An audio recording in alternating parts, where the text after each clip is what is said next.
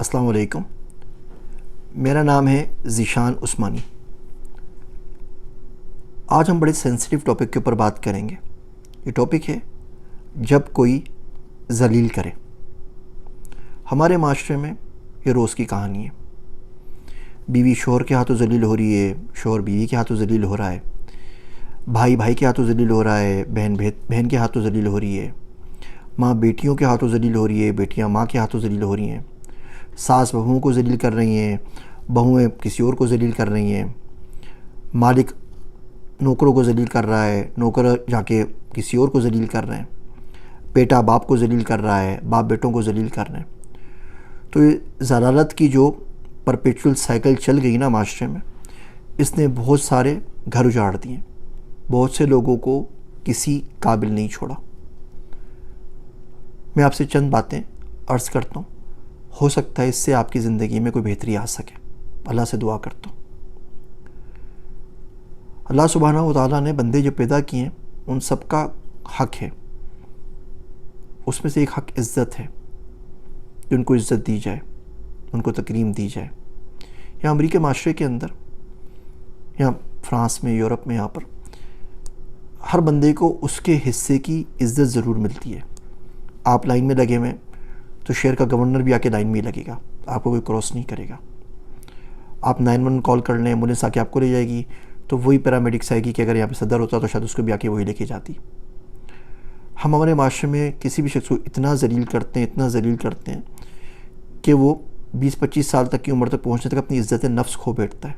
फिर उसे कोई परवाह नहीं होती, उसे कोई क्या कह रहा है और क्या सुन रहा है, बोलता है भाड़ में गई दुनिया, जैसा है वही करता रहूँगा। उसका नुकसान ये होता है कि जब उसको कोई अल्लाह का नेक बंदा मिलता है, कोई मेंटर मिलता है, कोई टीचर मिलता है और वो उससे कोई बात करता है कि बेटा ऐसा कर लो, अब वो भी ये समझता है कि मुझे आके टोन कर रहा है, मुझ पर आके ताना मार रहा है और उसकी बात नहीं सुनता। जब आप किसी ऐसी सिचुएशन में खुदा ना खास्ता हो तो सबसे पहले ये देख लीजिए कि जो बंदा आपको ज़लील कर रहा है उसका बैकग्राउंड क्या है। इस तरह नहीं होता कि सुबह उठ के कोई बंदा आके आपको गालियाँ देने लग जाए। कोई ना कोई बात दिल के अंदर उबल रही होती है, हल्के हल्की जमा हो रही होती है। आपका बेटा आपको ज़लील करता है, आपको मार देता है चमाट, या आपको गालियाँ सुना देता है खुदा ना खास्ता, या आपको बुरा भला कहता है, या सख्त लहजे में आपसे बात करता है, तो एक दिन में नहीं हो गया है। याद रखिए ये फीलिंग 10 साल से जारी है। या तो उसने माँ से सुना है, या आपका बिहेवियर, उसके बिहेवियर में, मिजाज में कोई क्लेश आ रहा है, अलावा पकता रहा पकता रहा पकता रहा पकता रहा, उसके बता के बाप ने लात मार के घर से निकाल दिया तो क्या करूँगा, तो बड़ी हिम्मत चाहिए होती है। तो जो आज उबाल आपके सामने आया ना, इसके पीछे की कहानी कोई और है। तो सबसे पहले गौर करना चाहिए कि इसके पीछे की कहानी क्या है। क्या मैंने इससे कोई गलत किया, मेरे और इस शख्स के मिजाज में क्या टकराव है। देखिए कभी कभी बंदे का मिजाज नहीं मिलता, इसका ये मतलब नहीं होता कि ये बंदा सही या गलत है। दो बंदों की शादी हो गई, मिजाज नहीं मिल रहा तो वो अलग हो जाए। अब ज़िंदगी भर लाजमी के बैठ के एक दूसरे को जलील करते रहें कि एक बिस्तर पर भी रहें तो एक इस तरफ मुँह करके बैठा हो, दूसरी तरफ मुँह करके बैठा हुआ हो, कोई फ़ायदा नहीं है। तो मिजाज नहीं मिलता, ठीक है, आप अलग हो जाइए, अलग कर लीजिए। और बाहर मुल्कों में बहुत ज़्यादा आम है, हमारे माशरे के अंदर पता नहीं क्यों बना हुआ है। मैं सऊदी अरब में एक प्रोजेक्ट पे काम कर रहा था, तो एक खातून जो साथ काम कर रही थी, फीमेल कुलीग, वो कहने की मैं जा रही हूँ, मेरी शादी है। तो बाकी लोग उनको मजाक करने लगे, थोड़ा सा छेड़ने लगे। तो मैंने कहा अजीब बात है, शादी हो रही है, इसमें छेड़ने वाली क्या बात है। तो पता चला उनका कि उनको 13वां निकाह है, इससे पहले 12 शोहर उनके हो चुके हैं। यहाँ तो डाइवोर्स दे चुकी हैं, या उन्होंने डाइवोर्स कर दिया है, या किसी का इंतकाल हो गया है। अब मैं इतना हैरान हुआ, उनकी उम्र भी कोई ज़्यादा नहीं थी, कोई 40 साल उम्र होगी। कि अब बताइए, ये एक ऐसी मिसाल हमें पाकिस्तान, इंडिया से ला दीजिए कि जिसमें किसी बच्ची के 13 शोहर हो, रह चुके हो, 13वां निकाह कर रही हो, और उससे पहले जो पे भी काम करती है और माशरे ने उसको ताने दे दे के जिंदा ज़मीन में दरगोर ना कर दिया। तो पहले ये देखने की कोशिश करें कि उसके पीछे बैकग्राउंड क्या है, उस बैकग्राउंड को समझने की कोशिश करें।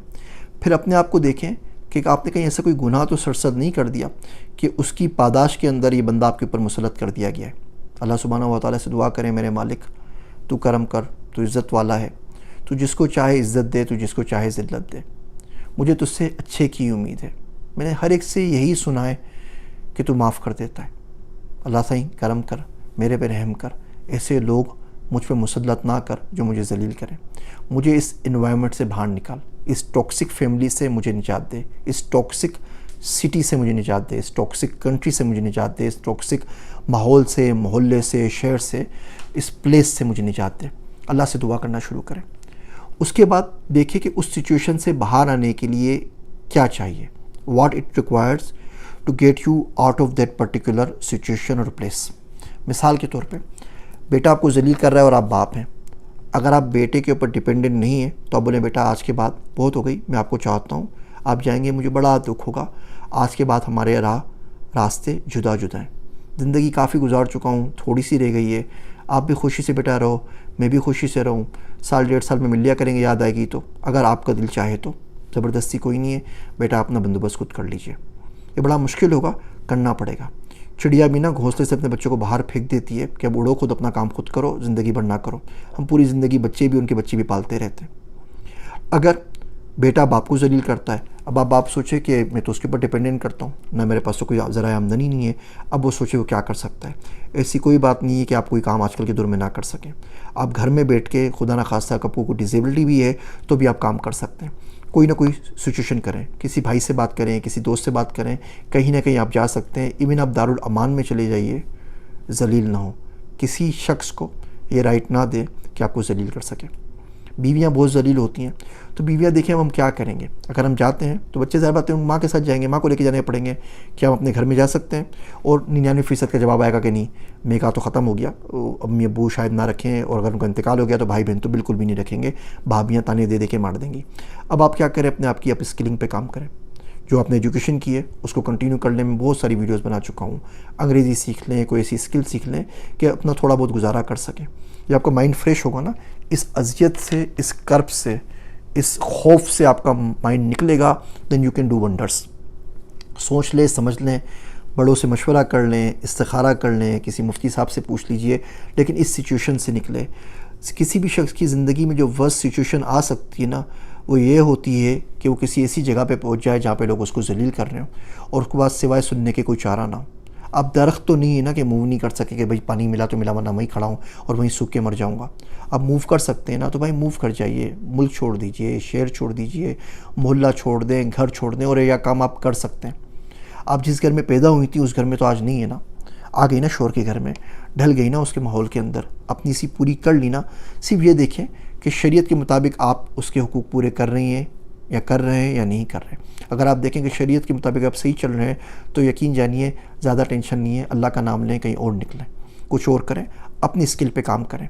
ये हल्के हल्के आपने काम करना होता है, अनाउंस नहीं करना होता। ये नहीं कि छोड़ने आके थप्पड़ मार दिया तो बोले ठीक है ऐसी की तैसी तुम्हारी, मैं तुम्हें छोड़ के जा रही हूँ, ये जा वो जा। आप आराम से खुशी से थप्पड़ खा लीजिए, इसके अलावा कोई चारा ही नहीं ना आपके पास। गरीब आदमी का सबसे पहले तो उसको बेचारे को पिसना ही होता है ना। अल्लाह से दुआ करें। अब आप बोलें कि यार ये सिचुएशन आज हो रही है ना, 5 साल बाद ये सिचुएशन ना हो, मेरी बेटी बेटा जवान हो जाए, उनके साथ ये सिचुएशन ना हो, तो मैं क्या करूं? आप प्लान बनाइए। आप बोलें कि ठीक है मुझे ये सीखना है, ये पढ़ना है, ये पढ़ना है, यहाँ पे इंटर्नशिप करनी है, यहाँ पे जॉब करनी है, मुझे ज़िंदा रहने के लिए 40,000 रुपये चाहिए, 50,000 चाहिए, लाख चाहिए, ये 4 साल में हो जाएंगे, बस ठीक है। अब आज के बाद से आपकी वो क्लॉक चलनी शुरू हो गई। अब 4 साल आप उस अज़ियत में हो रहे हैं, उसके बाद निकल जाएंगी। इसीलिए जो होप है ना कि एक दिन मैं बाहर निकल जाऊंगी, there is a light outside the tunnel, ये आपको इतनी मजबूती प्रोवाइड करेगा कि आप सबसे बढ़ जाएंगी और आराम से इस चक्कर से निकल आएंगी। जब आपका एटीट्यूड चेंज होएगा, जब आप सामने वाले को पता लगेगा कि आप उस पर सिर्फ डिपेंडेंट नहीं करती, आप बाहर निकल सकती हैं, तो आप निकल सकेंगी। लेकिन यकीन जानिए, अगर खुदा ना खास्ता आप इस सिचुएशन में हैं कि बेटा आपको जलील कर रहा है, बेटी आपको जलील कर रही है, माँ बाप जलील कर रहे हैं, शोहर बीवी जलील कर रहे हैं, नंद भावत जलील कर रहे हैं, इस सिचुएशन से जितना जल्दी निकल सकते हैं निकल जाएं। वो उनके लिए भी अच्छा है, वो आपके लिए भी अच्छा है, वो बच्चों के लिए भी अच्छा है। क्योंकि इस टॉक्सिक सिचुएशन में अगर आप रहेंगी तो ज़िंदगी तबाह बर्बाद हो जाएगी। हमारे माशरे में ये हसद, जेलसी बहुत हो गई है। मैं आपको क्या क्या कहानियाँ सुनाऊँ। माँ बेटियों से जलन करने लगी है, बहनें भाइयों से जलन करती हैं, भाभियाँ नंदों से जलन करती हैं। हर शख्स एक किसी न किसी आग में जल रहा है और जिसका कोई जवाब नहीं है। दीन से बहुत दूर हो गए, इंसानियत से भी बहुत दूर हो गए, इंसान ही नहीं रहे। लोग बोलते हैं मुझे बड़ा इंसान बनना है, बोलता हूँ भाई पहले इंसान तो बनो ना, बड़े बाद में बनते रहना, आराम से इंसान बन जाओ पहले। तो कोशिश करें इस सिचुएशन से निकलें, खूब खूब खूब खूब दुआ करें अल्लाह से। दुआ मोमिन का सबसे बड़ा हथियार है। ऐसी कोई चीज़ नहीं है दुनिया में, यकीन जानिए, ऐसा कोई शख्स नहीं है, ऐसी कोई चीज़ नहीं है, ऐसी कोई ताकत नहीं है जिसका जवाब अल्लाह सुब्हानहू व तआला के पास ना हो, जिसमें से कुदरत आपको बाहर ना निकाल सके। ऐसा हो नहीं सकता, ये ना पॉसिबल नहीं है। थोड़ा सा यकीन रखें, रच के दुआ मांगें, रहमत खुल के बरसेगी। मेरे वास्ते दुआ कीजिएगा। मैं हूँ आप सबका ज़ीशान उस्मानी।